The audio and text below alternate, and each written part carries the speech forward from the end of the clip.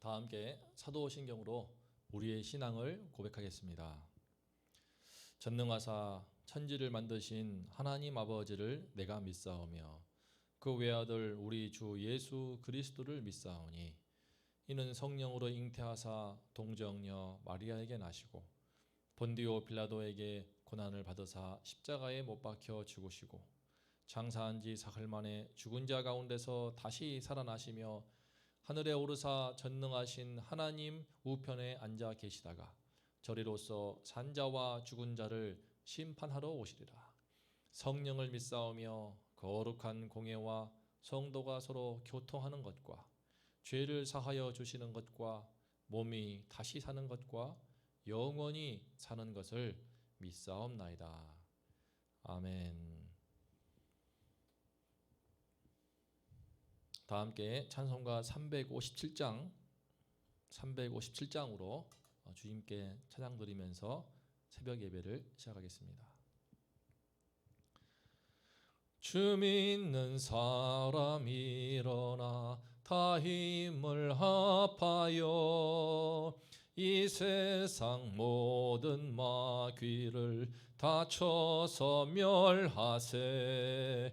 저 앞에 오는 적군을 다 싸워 이겨라.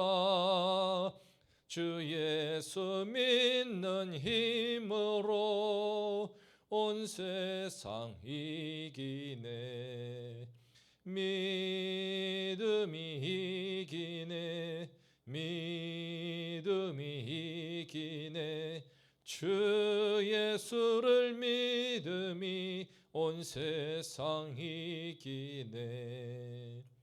온 인류 마귀 계율로 큰 죄에 빠지니 진리로 띠를 띠고서 늘 기도 드리세. 참 믿고 의지하면서 겁없이 나갈 때 주 예수 믿는 힘으로 온 세상 이기네. 믿음이 이기네. 믿음이 이기네. 주 예수를 믿음이 온 세상 이기네. 끝까지 이긴 자에게 흰 옷을 입히고 또 영생 복을 주시니 참 기쁜 일일세. 이 어두운 세상 지나서 저 천성 가도록 주 예수 믿는 힘으로 온 세상 이기네.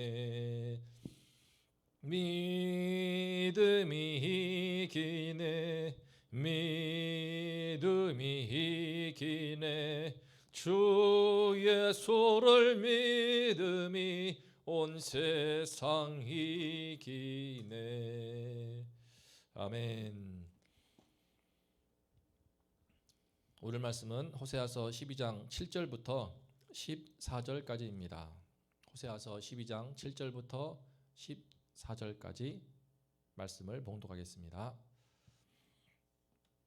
그는 상인이라 손에 거짓 저울을 가지고 속이기를 좋아하는도다. 에브라임이 말하기를 나는 실로 부자라. 내가 재물을 얻었는데 내가 수고한 모든 것 중에서 죄라 할 만한 불의를 내게서 찾아낼 자가 없으리라 하거니와 네가 애굽 땅에 있을 때부터 나는 네 하나님 여호와니라. 내가 너로 다시 장막에 거주하게 하기를 명절날에 하던 것 같게 하리라. 내가 여러 선지자에게 말하였고 이상을 많이 보였으며 선지자들을 통하여 비유를 베풀었노라. 길르앗은 불의한 것이냐? 과연 그러하다. 그들은 거짓 대도다. 길갈에서는 무리가 수송아지로 제사를 드리며 그 제단은 밭 이랑에 쌓인 돌무더기 같도다. 야곱이 아람의 들로 도망하였으며 이스라엘이 아내를 얻기 위하여 사람을 섬기며 아내를 얻기 위하여 양을 쳤고 여호와께서는 한 선지자로 이스라엘을 애굽에서 인도하여 내셨고 이스라엘이 한 선지자로 보호받았거늘 에브라임이 경노하게 함이 극심하였으니 그의 주께서 그의 피로 그의 위에 머물러 있게 하시며 그의 수치를 그에게 돌리시리라. 아멘.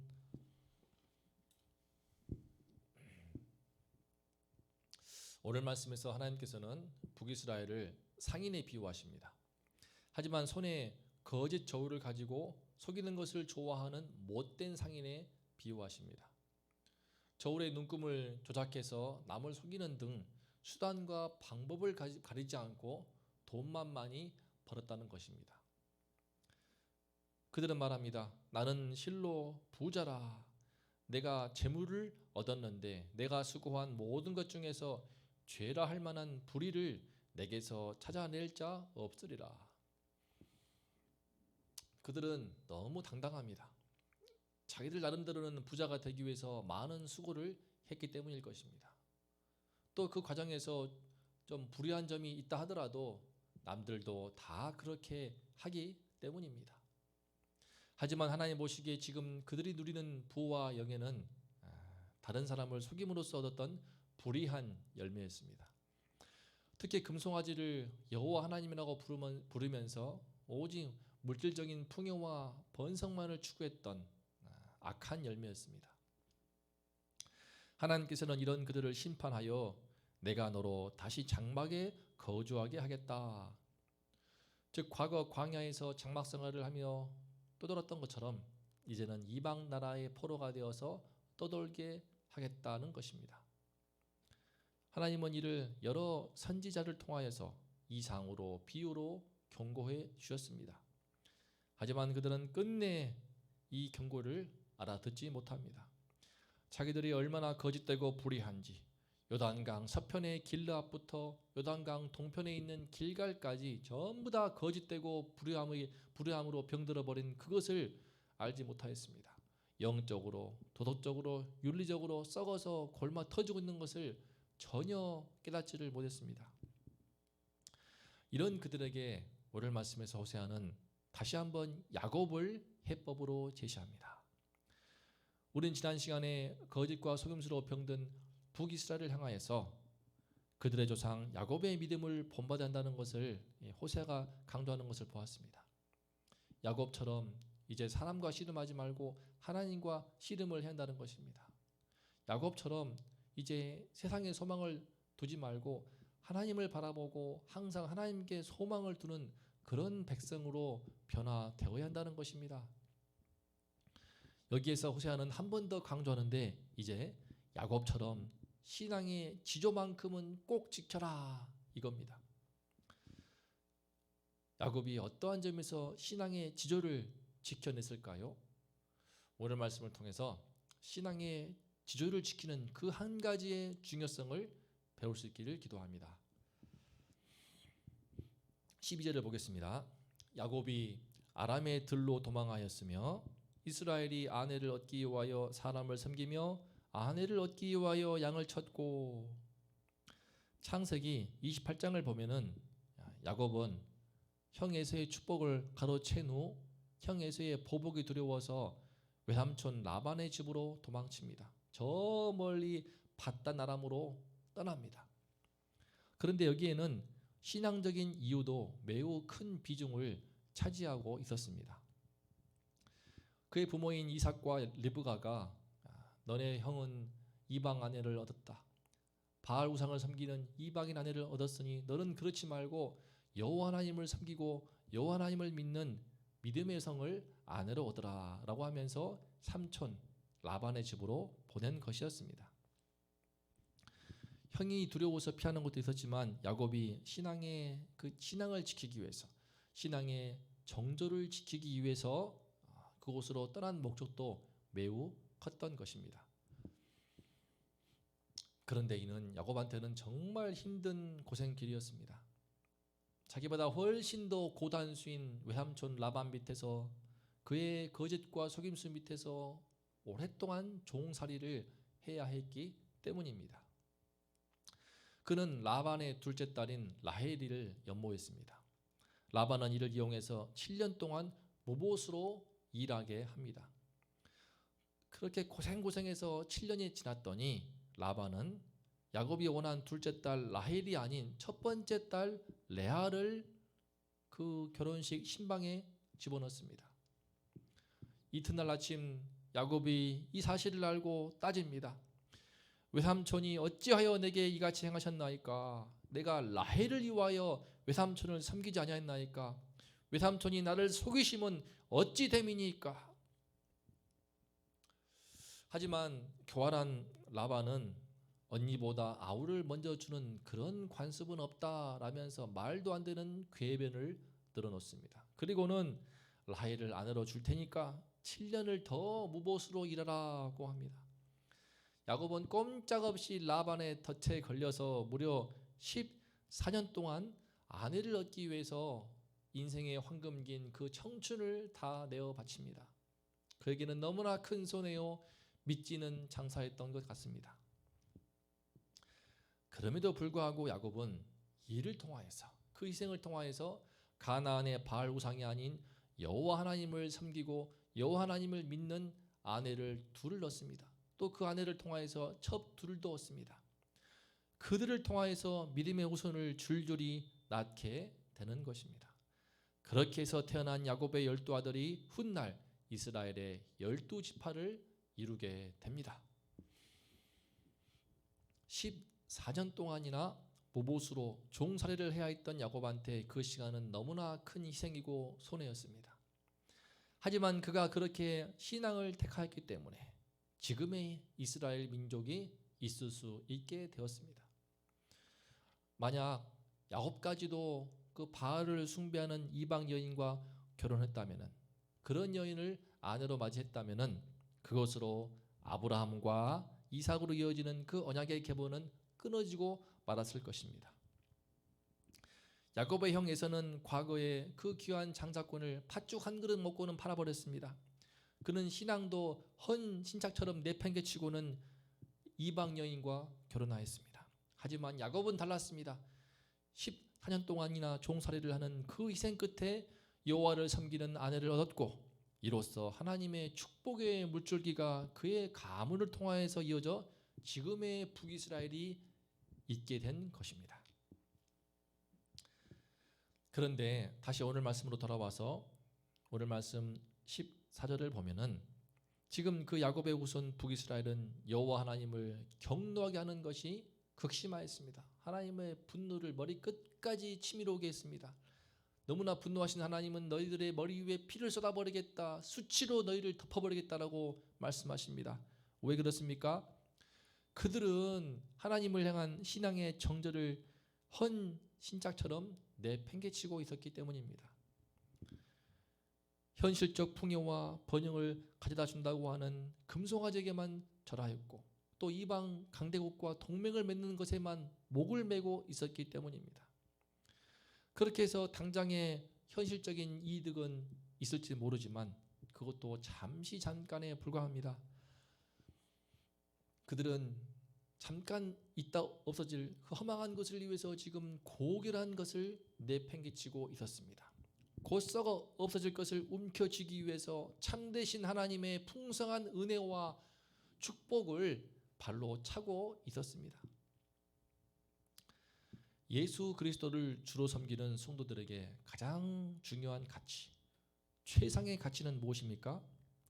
바로 하나님 앞에서 신앙의 정절, 신앙의 순결함을 지키는 것입니다. 그 신앙 때문에 오늘 말씀에 야곱처럼 무려 수십 년 동안이나 종살이를 해야 한다 할지라도 그것은 결코 손해보는 장사가 아닙니다. 믿기는 장사도 아닙니다. 여호와 하나님께서는 반드시 신앙의 정절을 생명처럼 지킨 그 사람한테 하늘의 은혜와 축복을 베풀어 주시기 때문입니다. 이 땅에서도 복을 주시기 때문입니다.